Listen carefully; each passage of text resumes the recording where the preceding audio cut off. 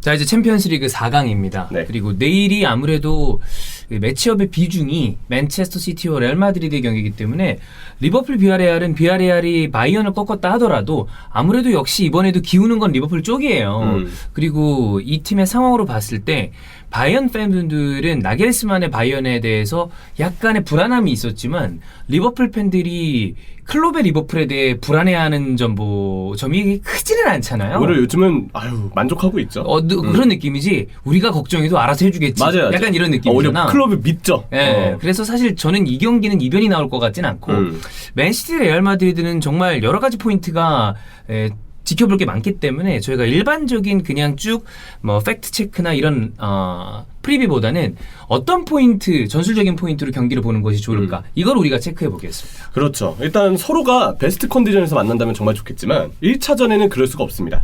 왜냐하면 부상 변수를 떠나서 일단 징계 이탈자가 한 명 있어요. 주앙 칸셀루. 이거는 크죠. 그렇죠. 크죠. 칸셀루의 전술적인 포인트나 이 선수가 물론 이번 그 리그 경기 왓포드와의 경기에서는 수비 집중력이 조금 아쉽긴 하더라고. 근데 뭐 결과적으로 이 경기는 못 나옵니다. 그렇죠. 네. 칸셀루가 없고 무엇보다 이 이탈이 더 아쉬운 이유는 워커랑 스톤스도 부상에 대한 얘기가 있어요. 그러니까 워커는 복귀 얘기도 나오긴 하더라고. 네, 그럼에도 불구하고 좀 아슬아슬할 것 같아. 그리고 스톤스 역시도 지금 후연에 참여하지 못했다는 얘기가 있는 그렇죠. 거라서는 오른쪽 풀백 가용 자원은 지금 모두 이탈했다고 봐야 된다. 네. 칸셀루 징계, 워커랑 스톤스도 현실적인 출전이 어려울 점이라는 걸 봤을 때 오른쪽 풀백에 문제가 좀 생겼고요. 그래서 지금 현지 프리뷰나 펩 가르디올라의 인터뷰 뉘앙스가 약간 백스리를 암시하는 듯한 내용도 일부 있어요. 저도 이렇게 되면 이제 제주스에 대한 얘기가 나오잖아요. 맞아요. 그러면 어차피 그 맨시티의 실제 에버리지 포지션을 보면 3일 내지는 3위 빌드업이야. 그러면 오른쪽 측면 넓게 제주스를 펼쳐서 수비 범위까지 커버를 한다면 뭐 3일 사이 뭐 이런 방식으로 충분히 커버할 수 있는 그 제주스의 여러 가지 그 능력으로 봤을 때는 또 요즘에 굉장히 제주스가 좀 제 정이 가거든요. 왠지 모르게 저는 원래도 좀 좋아하는 선수였어요. 놓치는 거를 감안하더라도. 근데 딱 링컨 하니까 더 좋더라고. 나이도 어리고 좀 원하는 것 같기도 하고. 본인이 직접 봐왔잖아. 그렇죠. 제자니까. 그래서 더 그럴 수도 있고 이런 가능성에 대해서도 생각을 해봐야 됩니다. 제주스가 참 활용도가 높은 선수예요. 아마 이번에도 출전 시 그 2019-20 시즌 16강 때도 제수스가 되게 잘했어요. 엄청 잘했어요. 바란을 그때 괴롭혔던 맞아요. 더브라인의 활약은 언제나 좋았지만 제수스 의외의 활약 또한 그날 좀 빛났었는데 이번에는 아마 나오게 되면 측면에 서게 될 것 같고 펩 가르디올라가 그 얘기를 했던 게 좀 약간 화두에 오르기도 했었죠. 제수스 오른쪽 풀백 가능하다. 그래. 근데 나중에 다시 얘기를 했는데 그 자리에 쓰겠다는 건 아니고 그 자리에서 비니시우스를 막거나 하는 걸 맡기진 않을 것이다. 이렇게 추가적으로 얘기는 했지만 측면에 나온다고 해도 수비 커버를 꽤 많이 맡기는 형태의 역할이 될 가능성은 클 것 같아요. 방금 전에 뭐 이따가 형철이가 쭉 한번 또 브리핑을 해주겠지만 방금 전에 얘기했던 그 부분 어제 저희가 던질까 말까를 준비하면서도 제가 얘기했던 포인트가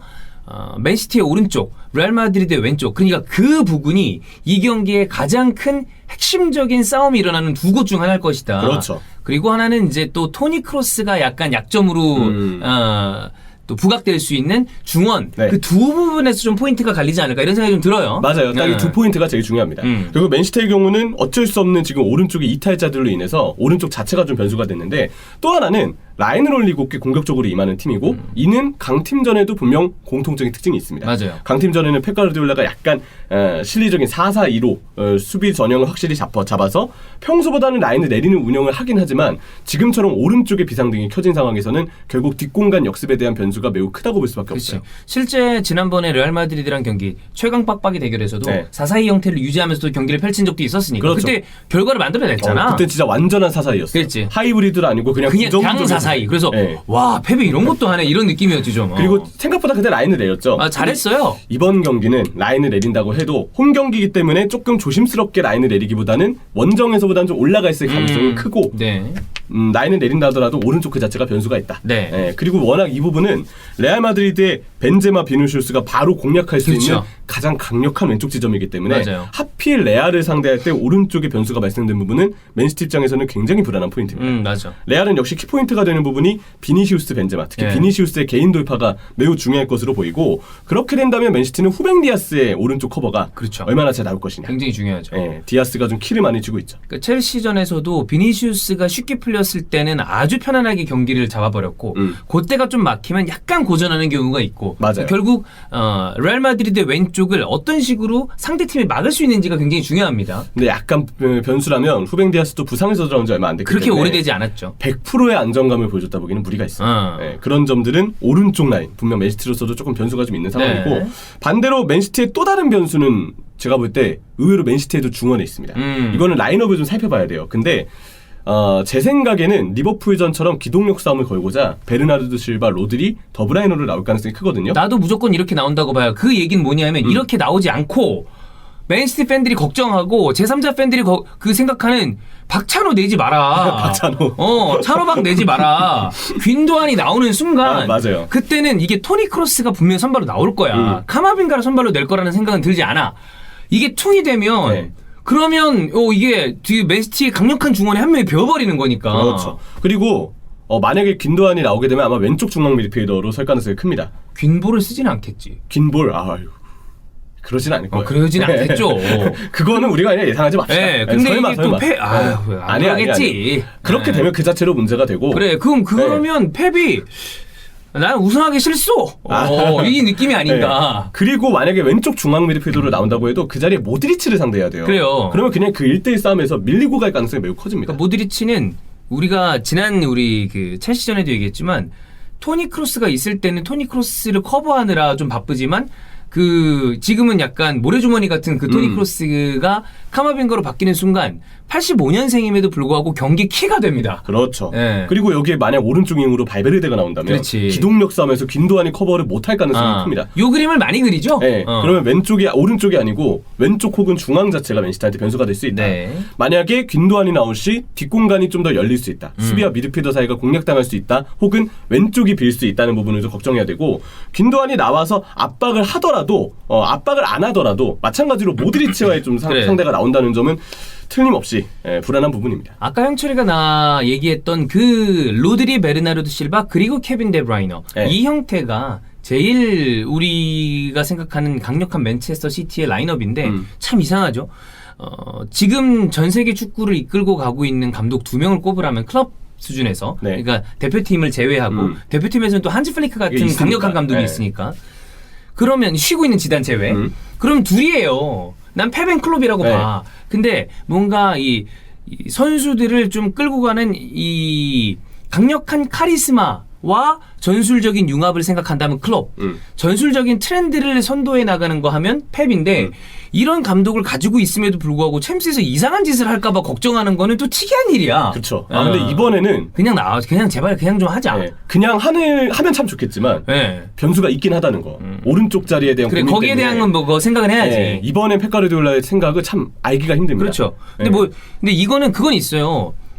펩도 어쩔 수가 없어. 왜냐면 거기 구멍이 나버렸으니까. 이거에 대해서는 아마 인정을 할 거야. 근데 구멍이 안 났는데 구멍을 본인이 내려고 이상한 짓을 하는 게 이제 문제지. 그렇죠. 네. 근데 지금의 경우는 좀 약간 어쩔 수 없는 부분이 있다. 네. 그래서 이번 경기는 마이너스 요소가 있고, 자 안첼로티는 사실 펩과 안첼로티를 비교했을 때. 맨시티와 레알 마드리드 프리뷰잖아요. 맨시티 쪽은 아무래도 펩에 대한 얘기를 할 부분이 많지만 레알 마드리드는 안첼로티의 공격 성향상 선수 개인의 기량에 많은 부분을 의존하죠, 있어요. 좀. 그러니까 결국 챔피언스리그 대회를 예상하거나 혹은 지금까지의 대회 레이스를 얘기할 때 감독보다는 역시 선수의 퍼포먼스에 비중을 좀 많이 두는 게 맞아. 그동안 레알 마드리드의 이야기이긴 했습니다. 벤제마 얘기했고 비니시우스 얘기했고 근데 모드리치 얘기하고 그래 맞아요. 이거야. 네. 근데 그 부분에서 지금 약간 변수가 좀 발생되는 부분은 의외로 공격이 아니고 수비 쪽인데 예. 카세미로와 알라바가 뭐 지금 부상에 대한 의심 얘기가 있습니다. 그러니까 카세미르는 못 나올 가능성이 좀 있어 보이고 알라바도 못 나올 줄 알았는데 일단 트레이닝에 복귀를 해서 일단 나올 그래서 가능성도 생각을 해봐야 될 것 같아. 경기 하루 전까지 현지에서 알라바의 출전 가능성은 거의 한 60, 70% 정도로 보는 것 같고 네. 반대로 카세미르는 50% 이상으로 보긴 힘든 것 같아요. 그렇게 되면 3선 자리에 대한 변수가 또 발생이 되는 거죠.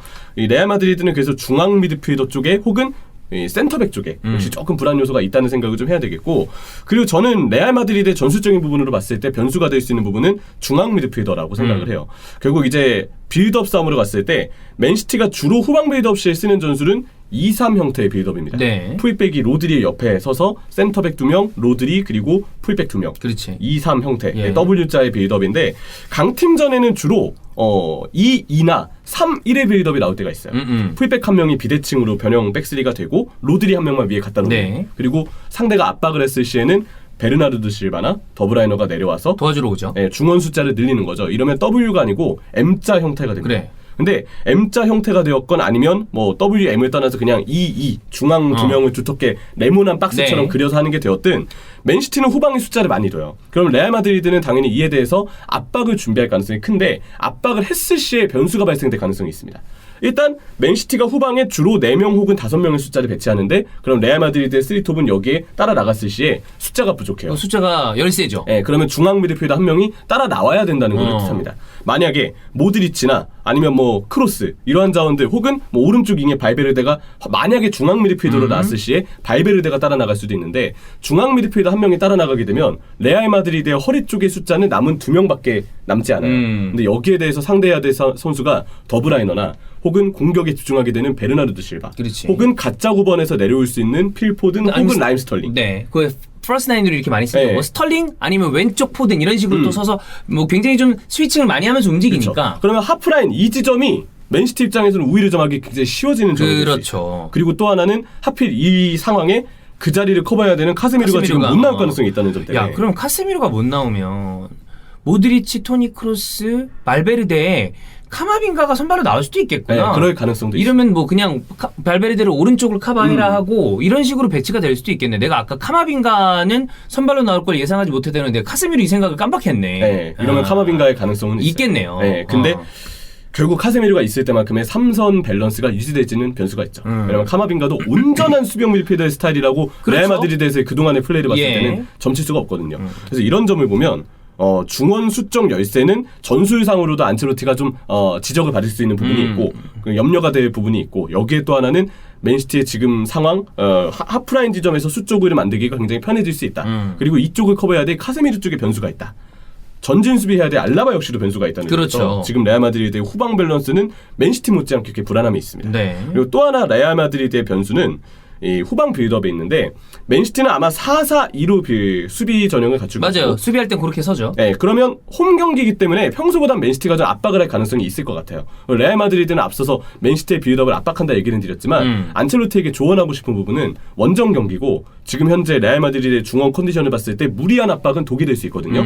첼시와의 1차전 때 그랬던 것처럼 조금 실리적으로 그렇지. 마찬가지로 4-4-2 형태의 수비로 돌아오면서 라인을 내리고 좀 좁은 간격을 유지해야 될 필요성은 저는 있다고 생각을 해요. 후방에서 웬만하면 선수를 따라나기보다는 자기 지역을 커버하는 수비가 레알 마드리드에게 필요할 수 있다. 다행인 점은 안첼로티가 그런 부분을 첼시하고 1차전 때는 좀 보여줬다는 점인데 이번 경기는 어쩔 수 없이 그런 운영이 좀 필요할 수 있고 후방 빌드업도 레알 마드리드에게 변수가 있습니다. 맨시티가 4-4-2로 압박을 했을 시 아무래도 투톱을 활용한 압박이 나오기 때문에 레알 마드리드는 센터백 2명만으로 후방을 전개하기는 쉽지 않을 거예요. 그러면 풀백이나 혹은 중앙 미드필더 한 명이 마찬가지로 후방으로 내려와서 숫자를 늘려줘야 된다는 걸 뜻하고요. 주로 안첼로티의 경기 내용을 보면 풀백이 내려오기보다는 중앙 미드필더가 맞아요. 중미가 내려오죠. 네, 내려올 때가 많아요. 근데 이렇게 되면 평소보다 맨시티가 4-4-2 형태에서 투톱을 활용한 압박이 직접적으로 나왔을 때 레알 마드리드는 리그 때나 혹은 이전 경기들과는 별개로 조금 더 후방의 숫자를 많이 둔 형태로 빌드업을 운영해야 될 수도 있다. 이런 점들은 좀 변수가 될 수 있죠. 어쨌든 서로 변수가 있습니다. 맨시티는 이제 오른쪽 라인에 변수가 생겼고 레알 마드리드는 중앙 지역의 알라바 카스미르에 대한 어떤 이슈가 있으니까 요거를 어떤 식으로 레알 마드리드는 아무래도 경험적인 측면으로 봤을 때 선수들이 어떻게 커버하느냐, 맞아요. 맨시티는 펩이 어떻게 커버해 주느냐, 요게 이제 재미 포인트가 되지 않을까. 그러니까 지금까지 본 거는 두 팀 다 지금 제 컨디션이 아니다. 네. 비어있는 결함이 생긴 부분에 지금 변수가 있다는 부분이랑 감독의 변수도 살펴봤어요. 펩 가르디올라는 토너먼트 때만 나오는 이상한 어떤 기분이나 버릇. 안첼로티는 그 자체의 변수. 네. 전술적으로 상대에게 대응이 안 될 수 있다. 그렇지. 그런 부분에 대한 변수를 살펴봤고 여기에 또 하나의 변수라면 역시 결정력의 변수가 되겠죠. 네. 누가 기회를 잘 살리느냐. 근데 이거는 압도적으로 레알 마드리드가 우위입니다. 그게 벤제마 때문에 그래요. 네. 벤제마라는 존재 자체가 이 팀을 여기까지 끌어오는데 가장 강력한 힘이었기 때문에. 그렇죠. 네. 그래서 결국 이번에도 뭐 또 다른 챔스 토너먼트에 징크스가 있지 않는 이상 펩 가르디올라가 전술적으로는 왠지 매력적인 포인트를 또 보여줄 나올 것 것이다. 같고요. 반대로 레알 마드리드는 역시 기대하고 있는 에이스들의 존재감이 또 한번 발동될 수 있는 경기다. 벤제마, 모드리치, 비니시우스 그리고 13번의 아우라. 13번의 챔피언스 아우라. 리그는 네. 우리 무대다. 맞아요. 라는 보여주는 그 레알 마드리드의 힘. 그게 이제 변수가 되지 않을까. 기대됩니다. 정말 재밌는 경기. 이게 예상이 좀 어렵네요. 네. 그럼 새벽에 같이 봅시다. 네. 네.